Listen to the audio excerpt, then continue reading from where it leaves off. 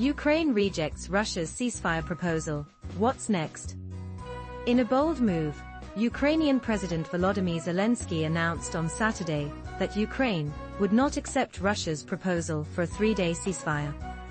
He emphasized that such a brief truce would do little to foster meaningful negotiations for a lasting peace.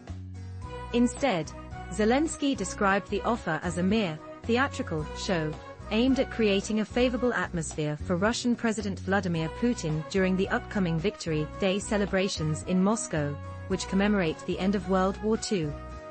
Earlier this year, Ukraine had shown willingness to engage in a more substantial 30-day ceasefire, which would pave the way for discussions on critical issues such as the armistice line, the safety of a nuclear power plant currently under Russian control, and the potential deployment of a European peacekeeping force.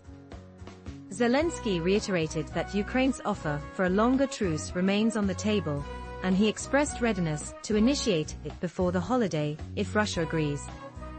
Since the onset of Russia's full-scale invasion in February 2022, Ukraine has been developing a formidable arsenal of long-range drones capable of striking deep into Russian territory, including Moscow.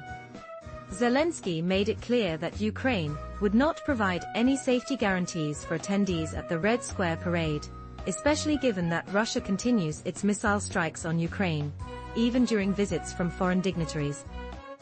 In a more pointed warning, Ukraine's military intelligence chief, Kirill Budanov, suggested that guests at the parade should bring earplugs, due to the ongoing conflict.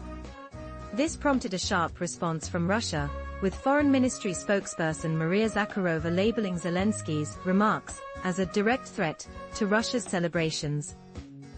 Dmitry Medvedev, deputy head of Russia's Security Council, issued a stark warning of retaliation for any attacks during the anniversary events, stating that Kiev might not see May 10 if provocations occur.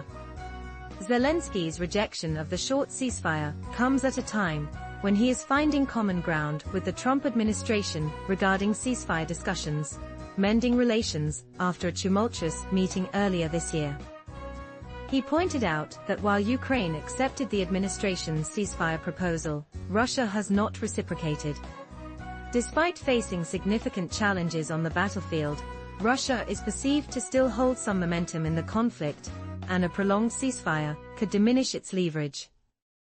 Recently, Donald Trump expressed frustration over Russia's delays in negotiations and the ongoing bombardments of Ukrainian cities, urging Putin to stop the violence.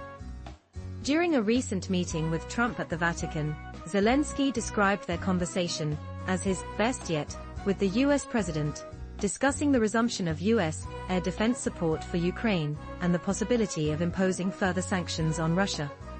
As the situation evolves, the U.S. State Department has indicated a willingness to step back as a mediator in the talks, emphasizing that any future negotiations will depend on concrete proposals from both Russia and Ukraine. Zelensky suggested that once a ceasefire is achieved, some countries may prefer Ukraine to engage directly with Russia. In response to concerns about the Trump administration potentially withdrawing from talks, Zelensky expressed confidence that European nations would remain involved in the peace process, ensuring that they would be nearby to support Ukraine in its ongoing struggle.